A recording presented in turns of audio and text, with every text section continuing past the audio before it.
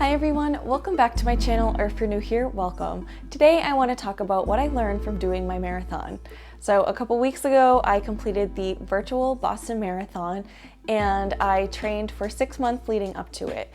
So if you want to go back and watch any of my training videos or watch the actual experience, I will have them linked below. So what did I learn in this whole experience? Well, I would say like the first thing is that 6 months was not enough time to train for a marathon when I hadn't been running, but I'm still really glad that I did it. I ended up following the Hal Higdon novice marathon plan. Actually, I started because I had a little longer than the plan. So I started with the 10K novice plan and then transitioned into the marathon plan. But I had a calf injury at one point from something that I did at my gym.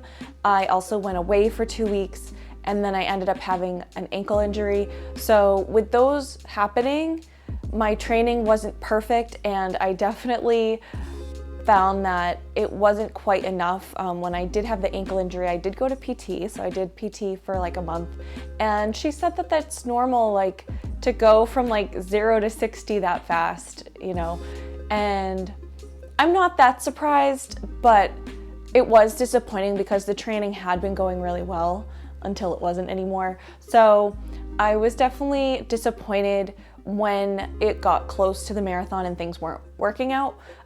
So that would probably be the first thing that I learned. But overall, like the biggest lesson was to not limit myself.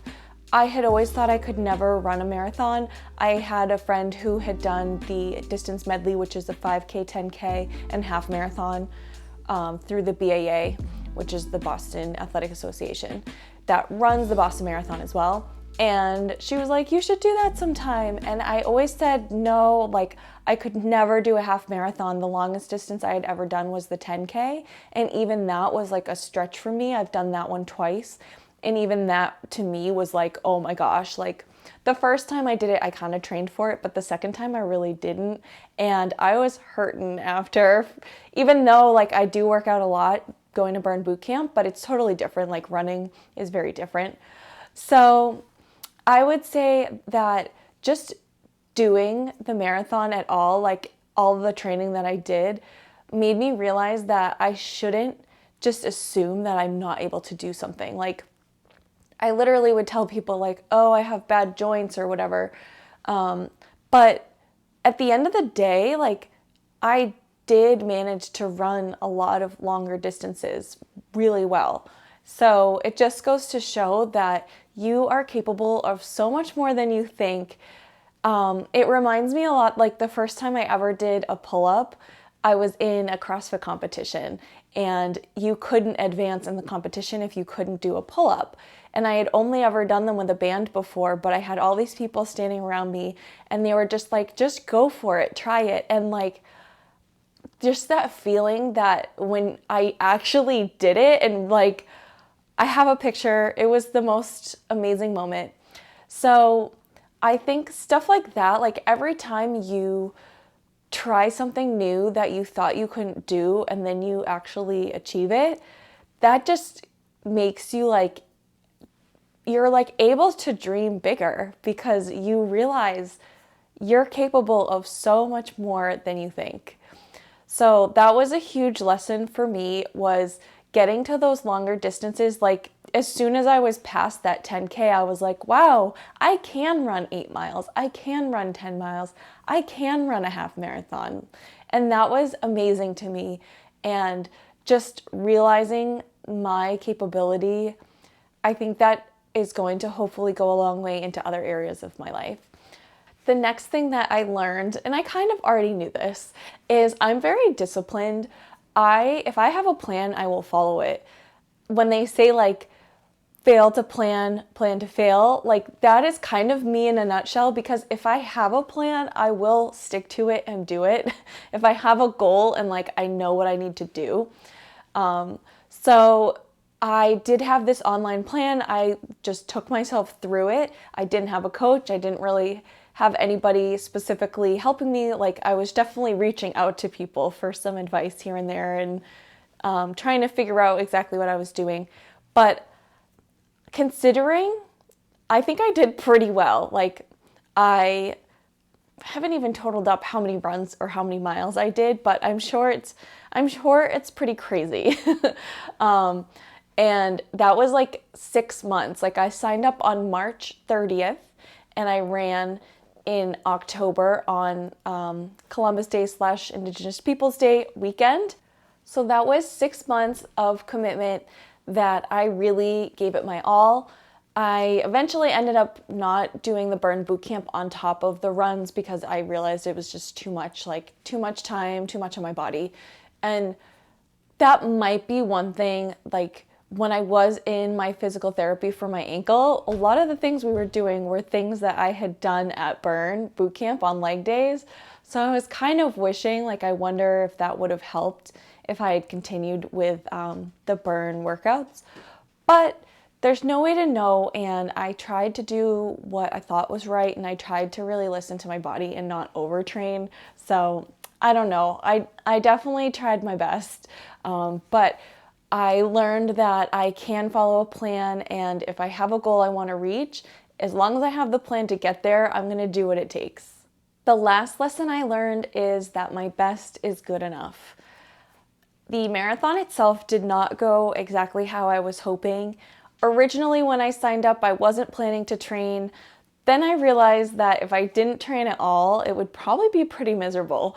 So once I did get to training, I was pretty serious about it. And I was able to run some really long distances. So when it came down to it, I was really hoping that I would run / jog the bulk of the marathon and that there would be some walking, but overall I was hoping to finish maybe between 5 and 6 hours. But unfortunately, I did have that ankle injury that cropped up after I got to my 16-mile run. That was followed by a 9-mile run, and between those two, I was no longer feeling good. And then after having almost a month of like way less training, the marathon came, and I just knew for my body that I really couldn't run. So I explained in my last video, or my video when I actually did the vlogging. So basically for the first like 10 to 11 miles, I was trying to do like a walk run strategy, but I just got to the point I knew that the running didn't feel good anymore. And basically working out is just so important to me that I really didn't want to come out of this with an injury that sidelined me even more. I had already taken almost like a month off in a way, like I hadn't been going to burn boot camp very much, and I hadn't been like running really hard. So I just thought, you know what, if I injure myself doing this right now, then that's going to be God knows how long till I can get back to it again. So I listened to my body, and even though it took me a long time, it took me 7 hours and 24 minutes, I still finished, and I still felt amazing. You can see, like, I cried when I finished, just that excitement, the relief, like the culmination of all this hard work just felt so good. So in that moment, I don't know if I've ever been prouder of myself. And so even though I'm like, now in hindsight, I'm like, oh, that's so annoying that I didn't run it, I'm still really, really, really proud. And I know that I really did give it my all. Even though it's easy, like when you look back at something, it's easy to be like, oh, I could have done better. But like in that moment, I really was listening to what my body was telling me and what felt right. And so I know that I did everything I could have done. So that was a huge, huge lesson, especially as it was getting closer. And I'm like, am I even going to be able to do this anymore? Like, is that what I'm meant to learn? That like sometimes you train really hard and then it just all falls apart. But what I learned is that the best that I can do is good enough, and I should still be incredibly proud of my accomplishment. I still did it. I did those 26.2 miles, and luckily I did not break myself. So I am like back to the gym and feeling good, and I'm just glad that I am healthy and well. I think this taught me a lot of gratitude for my well-being, because when I did have different injuries cropping up, it was really frustrating. But then it kind of puts in perspective like how fortunate I am that I am healthy, I am strong, you know? So after the marathon experience was over, the next week, I was definitely in like a funk.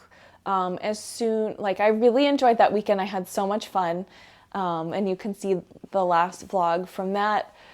But once it was really over, it was like, wow, like this thing that I was working towards for this whole time is just gone. And also, I didn't do as well as I was hoping. So now what?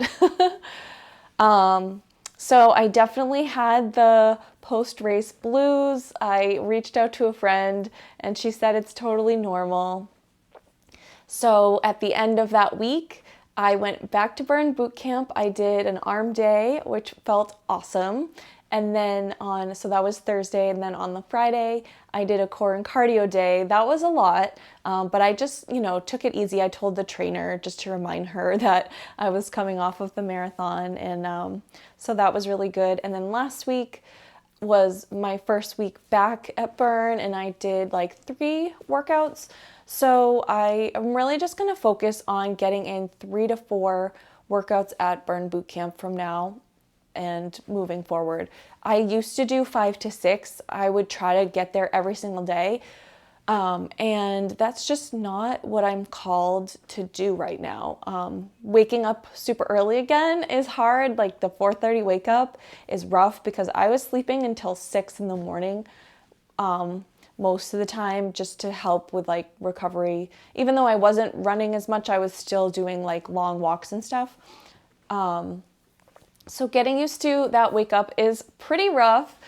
So I'm just trying really hard to like honor what feels good and not put that pressure of what I should do or what I could totally like film my outfits of the week and put together 5 outfits and tell you I'm going to go to the gym 5 times, but that's just not what feels good right now. And I want to honor what feels good. I want to give myself that grace, and not overdo it. Like the whole point of not pushing myself too hard in the marathon was to not overdo it. So I'm going to ease back in.